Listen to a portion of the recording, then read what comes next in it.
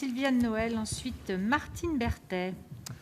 Merci Madame la Présidente. Monsieur le Président, vous avez parlé tout à l'heure d'économie circulaire et de bioéconomie et je souhaitais aborder avec vous un point que vous n'avez pas évoqué, me semble-t-il, c'est la question de la méthanisation.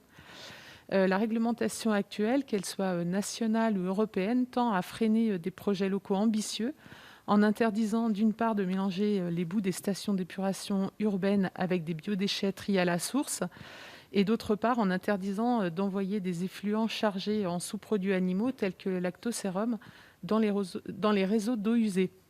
Les enjeux en termes de réduction de gaz à effet de serre sont pourtant réels et je souhaiterais donc savoir si l'INRAE travaille sur ces sujets. Quelle est votre position sur ce point? Merci. De Madame la sénatrice Noël sur la méthanisation. Alors effectivement, ça fait partie des sujets, c'est aussi le cas sur la bio, que je n'ai pas eu le temps de développer, mais qui sont des sujets sur lesquels on est très engagé.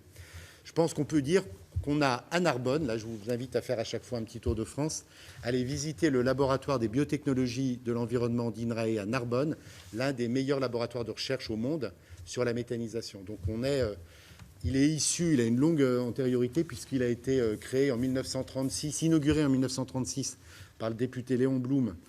Il s'occupait alors du traitement des effluents vitivinicoles et il s'est progressivement étoffé aujourd'hui pour être un des meilleurs laboratoires de recherche sur la méthanisation.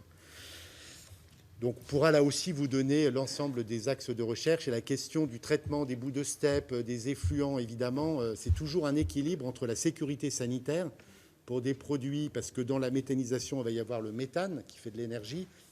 Et puis, il y a évidemment aussi ensuite le reliquat azoté qui a vocation à revenir au sol. Donc, il faut qu'on soit exigeant sur la qualité sanitaire de ce qui va revenir au sol sans décourager et sans laisser de côté des volumes importants de traitement. Ça fait partie de nos sujets.